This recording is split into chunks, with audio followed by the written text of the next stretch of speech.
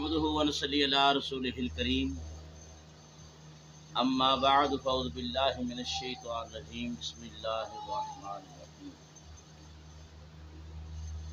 قل ان كنتم تحبون الله فاتبعوني يحببكم الله صدق الله مولانا العظيم۔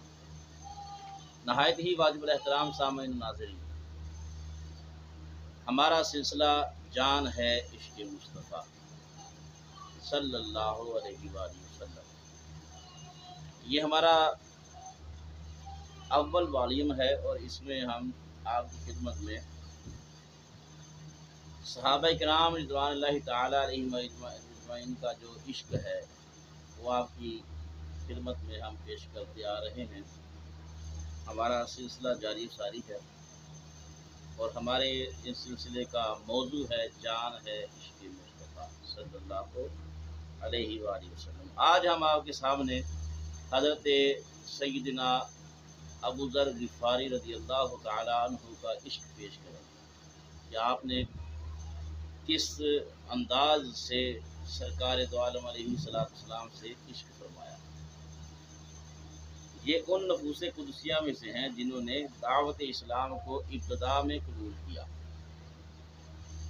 اور اس راہ میں پیش آنے والی مشکلات کا مردانگی سے مقابلہ کیا۔ آپ کا نام جندب بن جنادہ تھا۔ یہ بنی غفار قبیلے سے تعلق رکھتے تھے۔ طبعی طور پر کفر و شرک سے دل برداشتہ تھے۔ بعثت نبوت سے 3 سال پہلے آپ نماز پڑھا کرتے تھے، جدھر اللہ تعالیٰ نے چاہا منہ کر کے کھڑے ہو جاتے اور اپنی عقل و فہم کے مطابق اپنے معبود پر حق کی تسبیح و تحمید کرتے اور اپنے دل بے قرار کی تسلی کا اہتمام کر لیا کرتے تھے۔ انہیں اطلاع ملی کہ مکہ میں ایک شخص ظاہر ہوا ہے جو دعویٰ کرتا ہے کہ اللہ تعالیٰ نے اسے نبی بنا کر مبعوث فرمایا ہے۔ انہوں نے اپنے بھائی انیس کو کہا۔ حضرت ابو ذر غفاری رضی اللہ تعالیٰ عنہ نے اپنے بھائی انیس سے کہا کہ مکہ جا کر اس شخص سے ملاقات کرو اور اس کی دعوت کے بارے میں معلومات حاصل کرو اور واپس آ کر مجھے بتاؤ کہ کیا معاملہ ہے۔ انیس مکہ گئے، چند روز وہاں قیام کیا۔ جب واپس آئے تو ابو ذر نے ان سے پوچھا، سناؤ کیا دیکھ کر آئے ہو؟ انیس نے جواب دیا، میں نے ایک شخص کی زیارت کی ہے جو نیکی کا حکم دیتا ہے، برائی سے منع کرتا ہے۔ اس کا دعویٰ ہے کہ اللہ تعالیٰ نے مخلوق کی رہنمائی کے لیے اسے رسول بنا کر بھیجا ہے۔ وہ مکارم اخلاق کو اپنانے کی تلقین کرتا ہے۔ ابو ذر نے پوچھا، لوگ اس کے بارے میں کیا کہتے ہیں؟ انیس نے بتایا کہ لوگ تو اسے شاعر، کاہن اور ساحر کہتے ہیں، معاذ اللہ۔ باخدا وہ سچا ہے، لوگ جھوٹے ہیں۔ ابو ذر غفاری رضی اللہ تعالیٰ عنہ کے جو بھائی ہیں حضرت انیس، وہ فرماتے ہیں وہ سچے ہیں، لوگ جھوٹے ہیں۔ لوگوں کی کیا بات ہے، لوگوں کو کیا کہنا ہے، یہ پوچھا جا رہا ہے، لیکن انہوں نے کہا کہ لوگوں کو کون سمجھا سکتا ہے، لوگوں کی کیا بات کرتے ہیں۔ لیکن پھر بھی ان سے ملا جائے، ان سے ملاقات کی جائے، ان کی بات سنی جائے تو پتہ چلتا ہے اور ان کے چہرے سے معلوم ہوتا ہے یہ جھوٹے کا چہرہ نہیں، سچے کا چہرہ ہے۔ لوگ جھوٹے ہیں اور وہ سچا ہے۔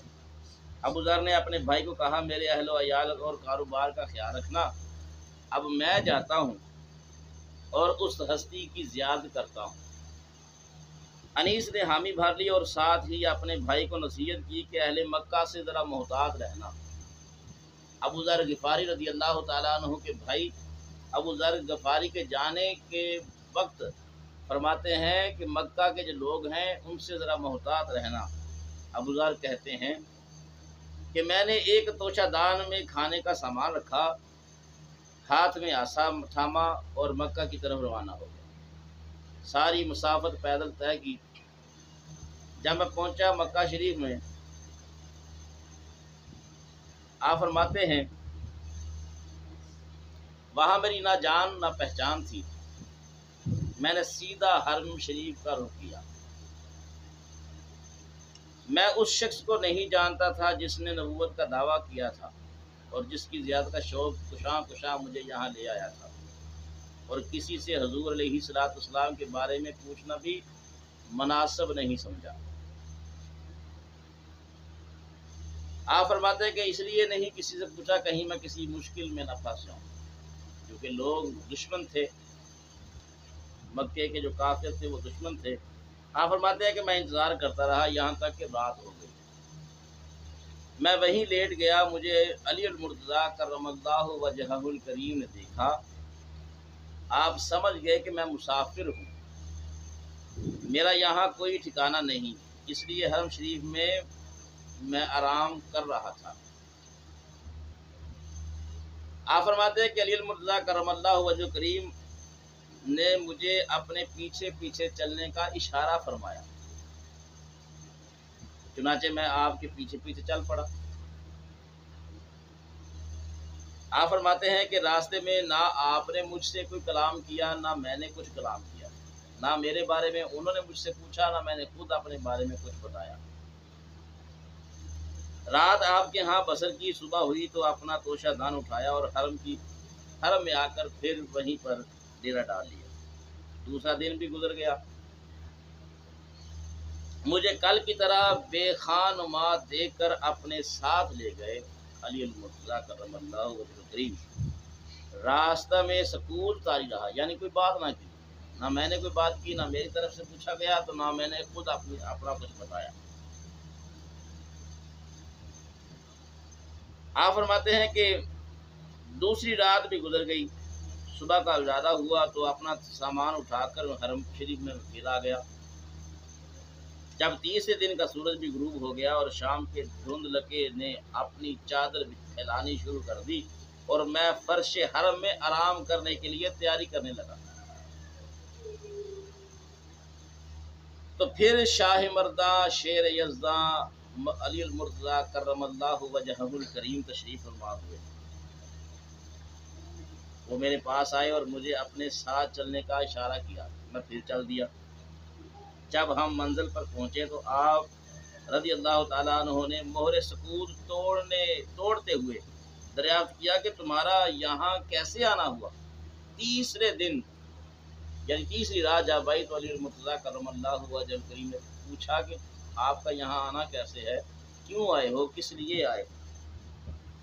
آپ فرماتے کہ میں نے عرض کی اگر آپ میرے ساتھ پختہ وعدہ کریں کہ آپ میرے راز کو راز رکھیں گے، فاش نہیں کریں گے، تو میں اپنے آنے کا مقصد آپ کو بتا سکتا ہوں۔ آپ نے فرمایا آپ کا راز راز ہی رہے گا۔ آپ نے یقین دلایا تو میں نے سارا ماجرا کہہ سنایا، یعنی وہ بتایا کہ میں کس لیے آیا ہوں اور اس ہستی یہ بالا وقار سے ملنے آیا ہوں۔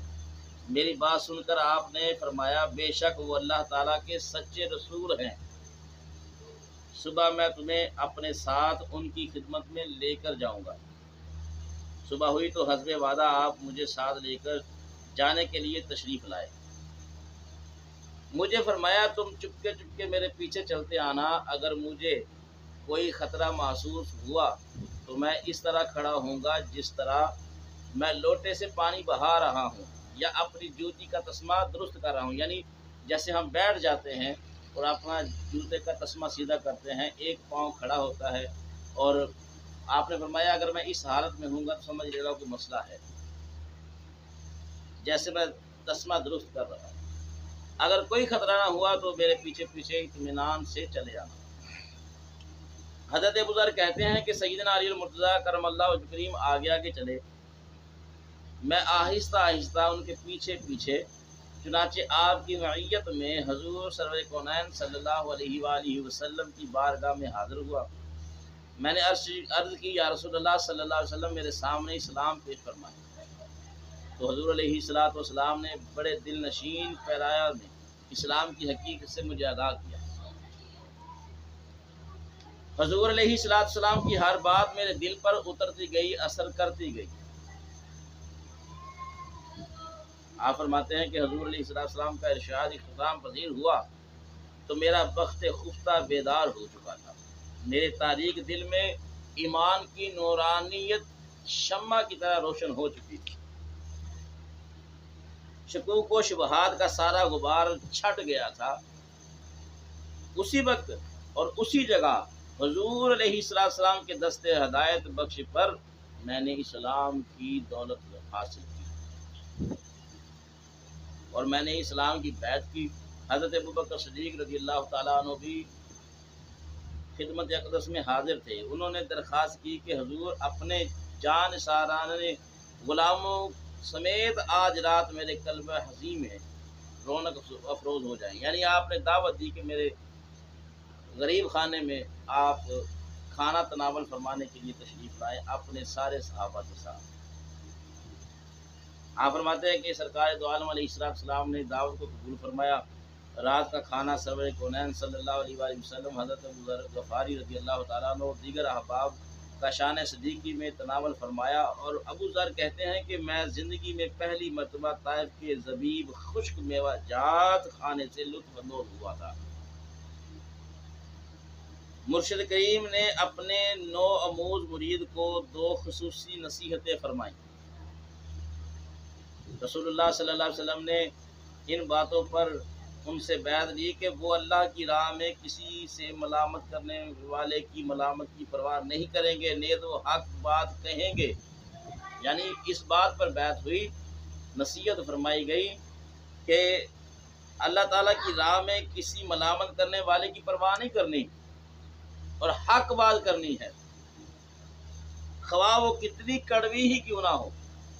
ایک روایت میں ہے کہ حضور علیہ السلام نے انہیں ہدایت کی وہ یہاں مکہ میں ابھی اپنے ایمان کو ظاہر نہ کریں اور اپنے قبیلے کے پاس واپس چلے جائیں اور انہیں اسلام کی دعوت دیں، جب ہمارے فتح یاب ہونے کی تمہیں اطلاع ملے تو پھر میرے پاس آ جانا۔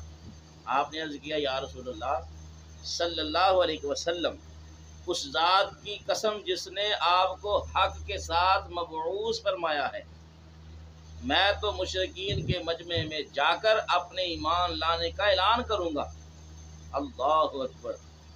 چنانچہ ایک روز جب قریش کے قبائل حرم شریف میں اپنی مجلس سے جما کر بیٹھے ہوئے تھے، حضرت ابو ذر غفاری رضی اللہ تعالیٰ عنہ آئے اور پورے زور کے ساتھ اعلان کر دیا، اشہد ان محمد رسول اللہ صلی اللہ علیہ وآلہ وسلم۔ ابو ذر کہتے ہیں کہ قریش یہ سن کر بھڑک اٹھے اور مجھ پر ہلہ بول دیا۔ جو چیز کسی کے ہاتھ میں آئی، لکڑی، ڈھیلا، ہڈی، پتھر، اس سے مجھے زد و کوب کرتے رہے، یہاں تک کہ میں غش کھا کر گر پڑا۔ اتنے میں حضرت عباس رضی اللہ تعالیٰ عنہ تشریف لے آئے۔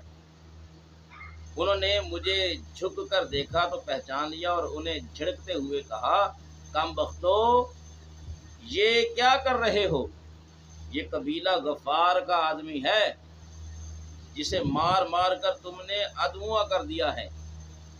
تمہیں خبر نہیں کہ تمہارے تجارتی قافلوں کا راستہ ان کے علاقے سے گزرتا ہے۔ تب ان لوگوں نے مجھے چھوڑا۔ جب مجھے ہوش آیا تو میں اٹھ کر زمزم کے کنویں کے پاس گیا، اس کے پانی سے اپنے جسم پر لگا ہوا خون دھویا، جوں توں کر کے رات گزاری۔ صبح ہوئی تو جنون عشق نے پھر مجبور کر دیا۔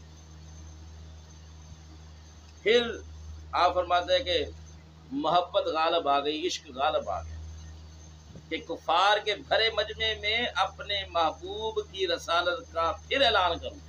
اللہ اکبر۔ اس کے جرم عشق میں پیٹا جاؤں، اس کے عشق میں مارا جاؤں۔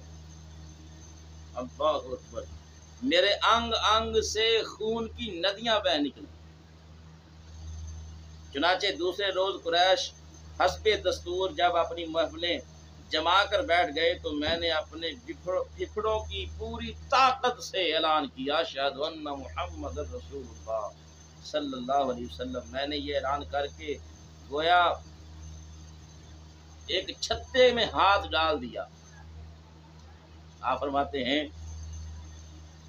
یہ سنتے ہی سب بپھر گئے اور غضبناک ہو کر مجھ پر ٹوٹ پڑے، مکوں، گھونسوں، سوٹیوں، پتھروں سے میری خوب مرمت کی۔ جگہ جگہ سے خون بہنے لگا، غش کھا کر پھر میں گر پڑا۔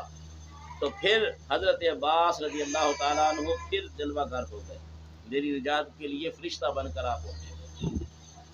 ان کو خوب ڈانٹا اور انہیں بتایا کہ جس شخص پر تم یہ زیادتی کر رہے ہو یہ اس قبیلے کا فرد ہے جس کے علاقے سے تمہارے تجارتی کارواں گزرتے ہیں، اس طرح مجھے ان سے چھٹکارا ملا۔ میں اپنے وطن واپس آ گیا، اپنے بھائی کو حضور علیہ السلام کی بارگاہ اقدس میں شرف بار یابی حاصل کرنے اور ایمان لانے کا واقعہ بتایا۔ اس نے کہا میں تو پہلے ہی اسلام لے آیا ہوں، اس دین کو قبول کر چکا ہوں۔ دونوں بھائی اپنی والدہ کے پاس گئے، اسے حالات سے مطلع کیا۔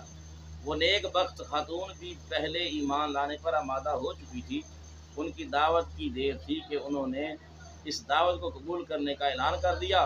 پھر حضرت ابو ذر غفاری رضی اللہ تعالیٰ عنہ اپنے قبیلہ غفار کے پاس گئے، انہیں اس دین کی حنیف کو قبول کرنے کی تلقین کی۔ نصف قبیلہ نے آدھے قبیلے نے اسی وقت اسلام قبول کر لیا اور دوسرے آدھے نے اس وقت اسلام قبول کرنے کا اعلان کیا جب سرور کونین صلی اللہ علیہ وآلہ وسلم ہجرت فرما کر مدینہ طیبہ رونق افروز ہوئے تھے۔ حضرت ابو ذر غفاری رضی اللہ تعالیٰ عنہ کی سچائی کی گواہی حضور دے رہے ہیں۔ اس طرح سے مرشد کامل نے اپنے صداقت شعار نیاز مندے کے بارے میں یہ ارشاد فرمایا، جن پر نیل گوں آسمان سایہ فگن ہے اور جنہیں گرد آلود زمین نے اٹھایا ہوا ہے، ان میں سب سے زیادہ سچا ابو ذر غفاری ہے۔ سبحان اللہ، سبحان اللہ۔ اب دیکھیے کہ آپ کا ذکر کہاں کہاں ہو رہا ہے۔ ایک دفعہ جبریل علیہ السلام بارگاہ رسالت مآب صلی اللہ علیہ وآلہ وسلم میں حاضر تھے کہ ابو ذر غفاری آ گئے۔ ادھر میرے آقا سے جبریل ملنے کے لیے آئے، ادھر حضرت ابو ذر غفاری آ گئے۔ جبریل نے عرض کیا یا رسول اللہ صلی اللہ علیہ وسلم یہ ابو ذر ہیں جو آ رہے ہیں۔ حضور علیہ السلام نے پوچھا کیا ملائکہ ابو ذر کو پہچانتے ہو؟ انہوں نے کہا وہ یہاں سے زیادہ ہمارے ہاں مشہور ہے۔ اللہ اکبر کبیرہ۔ جبریل امین علیہ السلام عرض کرتے ہیں یا رسول اللہ صلی اللہ علیہ وسلم زمین سے زیادہ آسمان پر فرشتوں کے جرمن میں ابو ذر غفاری رضی اللہ تعالیٰ عنہ زیادہ مشہور ہیں۔ حضور علیہ السلام نے دریافت فرمایا کس وجہ سے انہیں یہ فضیلت ملی؟ انہوں نے عرض کیا کہ ایک تو یہ اپنے آپ کو اپنے دل میں چھوٹا سمجھتا ہے اور دوسرا قل هو اللہ احد کی کثرت کرتا ہے اور کثرت سے اس کی قرات کرتا ہے۔ سبحان اللہ۔ دیکھیے میرے آقا سے عشق کیسا ہے کہ آپ نے جب مسلمان کم تھے اس وقت بھی آپ نے اعلان کیا اشہد ان محمد رسول اللہ، کافروں کے ظلم و تشدد کا خیال نہ کیا، فکر نہ کی، اور پھر آپ فرماتے ہیں کہ میرا دل کیا کہ بار بار میں پیٹا جاؤں سرکار کی محبت میں، بار بار مجھے مارا جائے، اور فرشتے کہتے ہیں کہ ان کو زمین سے زیادہ جانا جاتا ہے، زمین سے زیادہ مشہور ہیں آسمان پر۔ یہ ہیں حضرت سیدنا ابو ذر غفاری رضی اللہ تعالیٰ عنہ۔ دعا ہے اللہ رب العالمین ان صحابہ اکرام رضوان اللہ تعالیٰ علیہم اجمعین کی طرح ہمیں بھی سرکار دو عالم علیہ السلام سے سچی اور پکی محبت نصیب فرما۔ آمین۔ واخر دعوانا الحمدللہ رب العالمین۔